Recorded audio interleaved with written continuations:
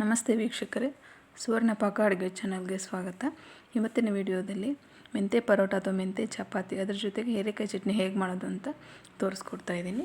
ಮೊದಲಿಗೆ ಒಂದು ಬಟ್ಲು ಗೋಧಿ ಹಿಟ್ಟಿಗೆ ಆಗುವಷ್ಟು ಮೆಂತ್ಯ ಸೊಪ್ಪನ್ನ ಚೆನ್ನಾಗಿ ಕ್ಲೀನಾಗಿ ತೊಳೆದ್ಬಿಟ್ಟು ತೊಗೊಂಡಿದ್ದೀನಿ.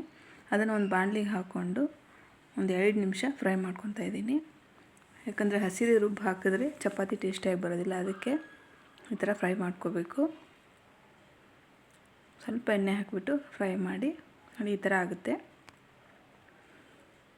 ಅದನ್ನು ಒಂದು ಮಿಕ್ಸಿ ಜಾರ್ಗೆ ಹಾಕ್ಕೊಂಡು ಕರಿಬೇವಿನ ಸೊಪ್ಪು, ಬೆಳ್ಳುಳ್ಳಿ, ಶುಂಠಿ, ಒಂದು 2 ಮೆಣಸಿನ್ಕಾಯಿ,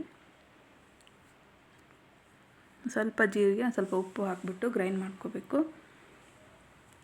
ಈ ಥರ ಗ್ರೈಂಡ್ ಆದಮೇಲೆ ಒಂದು ತಟ್ಟೆಗೆ ಒಂದು ಬಟ್ಲು ಗೋಧಿ ಹಿಟ್ಟು ಹಾಕ್ಕೊಂಡು ಅದಕ್ಕೆ ಒಂದು ಅರ್ಧ ಟೇಬಲ್ ಸ್ಪೂನಷ್ಟು ಮೈದಾ ಹಿಟ್ಟನ್ನು ಆ್ಯಡ್ ಮಾಡಿಕೊಂಡು, ಬೇಡ ಅಂದರೆ ಸ್ಕಿಪ್ ಮಾಡ್ಕೊಳ್ಳಿ.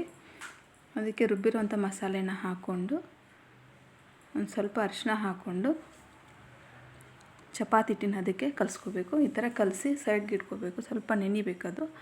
ಅಷ್ಟರಲ್ಲಿ ಚಟ್ನಿನ ರೆಡಿ ಮಾಡ್ಕೊಳ್ಳೋಣ. ಚಟ್ನಿಗೆ ಒಂದು ಮೀಡಿಯಮ್ ಸೈಜಿನಷ್ಟು ಹೀರೆಕಾಯಿನ ಕಟ್ ಮಾಡಿ ತೊಗೊಂಡಿದ್ದೀನಿ, ಒಂದು ಈರುಳ್ಳಿ ತೊಗೊಂಡಿದ್ದೀನಿ, ಒಂದು 5ರಿಂದ 6 ಮೆಣಸಿನ್ಕಾಯಿ ತೊಗೊಂಡಿದ್ದೀನಿ, ಬೆಳ್ಳುಳ್ಳಿ, ಶುಂಠಿ, ಕರಿಬೇವು, ಕೊತ್ತಂಬರಿ ಸೊಪ್ಪು, ಒಂದು ಟೊಮೆಟೊ ತೊಗೊಂಡಿದ್ದೀನಿ. ಅದನ್ನು ಎಲ್ಲನೂ ಒಂದೊಂದಾಗಿ ಆ್ಯಡ್ ಮಾಡಿಕೊಂಡು ಬಾಣಲಿಗೆ ಹಾಕ್ಕೊಂಡು ಫ್ರೈ ಮಾಡ್ಕೋಬೇಕು. ನೋಡಿ, ಈ ಥರ ಫ್ರೈ ಮಾಡ್ಕೋಬೇಕು. ಸ್ವಲ್ಪ ಎಣ್ಣೆ ಹಾಕಿಬಿಟ್ಟು ಫ್ರೈ ಮಾಡಬೇಕು. ಚಟ್ನಿ ತುಂಬಾ ಚೆನ್ನಾಗಿರುತ್ತೆ, ತುಂಬಾ ಟೇಸ್ಟಿಯಾಗಿರುತ್ತೆ ಚಟ್ನಿ. ನೋಡಿ, ಈ ಥರ ಒಂದೊಂದಾಗೆ ಆ್ಯಡ್ ಮಾಡಿಕೊಂಡು ಹುರಿಬೇಕು. ಇದನ್ನು ಪರೋಟಕ್ಕಷ್ಟೇ ಅಲ್ಲದೆ ರಾಗಿ ರೊಟ್ಟಿ, ಅಕ್ಕಿ ರೊಟ್ಟಿ, ಜೋಳದ ರೊಟ್ಟಿ ಎಲ್ಲದಕ್ಕೂ ಹಚ್ಕೊಂಡು ತಿನ್ಬೋದು. ಇದನ್ನು ರುಬ್ಬುವಾಗ ನೀರು ಹಾಕಿ ರುಬ್ಬಾರ್ದು, ಹಾಗೆ ರುಬ್ಬಬೇಕು. ಒಂದು 2 ದಿವಸ ಇಟ್ಕೊಂಡು ತಿನ್ಬೋದು ಈ ಚಟ್ನಿನ. ನೋಡಿ, ಈ ಥರ ಆದಮೇಲೆ ಮಿಕ್ಸಿ ಜಾರ್ಗೆ ಹಾಕ್ಕೊಂಡು ಕೊತ್ತಂಬರಿ ಸೊಪ್ಪು, ಜೀರಿಗೆ, ರುಚಿಗೆ ತಕ್ಕಷ್ಟು ಉಪ್ಪು ಹಾಕಿ ಗ್ರೈಂಡ್ ಮಾಡಿಕೊಂಡು ನೋಡಿ, ಈ ಥರ ಚಟ್ನಿ ರೆಡಿಯಾಗಿದೆ. ಈಗ ಕಲಸಿಟ್ಟಿರುವಂಥ ಚಪಾತಿ ಹಿಟ್ಟನ್ನು ಇನ್ನೊಂದು ಸರಿ ಚೆನ್ನಾಗಿ ನಾದ್ಕೊಂಡು ಉಂಡೆ ಮಾಡಿಟ್ಕೊಂಡು ಈ ಥರ ಚಪಾತಿನ ಲಟ್ಟಿಸ್ಕೋಬೇಕು. ಈ ಥರ ಎಣ್ಣೆ ಹಚ್ಚಿ 2 ಫೋಲ್ಡ್ ಮಾಡಿ ಲಟ್ಟಿಸ್ಕೋಬೇಕು, ಅಂದರೆ ಚಪಾತಿ ಮೃದುವಾಗಿರುತ್ತೆ.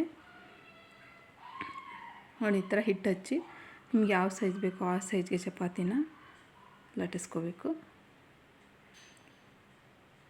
ಸ್ವಲ್ಪ ಮೇಲೆ ಎಣ್ಣೆ ಹಚ್ಚಿಬಿಟ್ಟು ಬೇಯಿಸ್ಬೇಕು.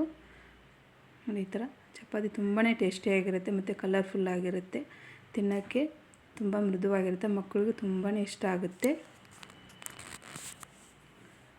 ಲಂಚ್ ಬಾಕ್ಸ್ಗೂ ಹಾಕ್ಬೋದು. ಈ ರೆಸಿಪಿ ನಿಮಗೆ ಇಷ್ಟ ಆಗಿದ್ದರೆ ಒಂದ್ಸರಿ ಟ್ರೈ ಮಾಡಿ ನೋಡಿ, ಹಾಗೆ ಶೇರ್ ಮಾಡಿ, ಕಮೆಂಟ್ ಮಾಡಿ, ನಮ್ಮ ಚಾನಲ್ನ ಸಬ್ಸ್ಕ್ರೈಬ್ ಮಾಡ್ಕೊಳ್ಳಿ ಅಂತ ಹೇಳ್ತಾ ಈ ವಿಡಿಯೋನ ಮುಗಿಸ್ತಾ ಇದ್ದೀನಿ. Thank you for watching.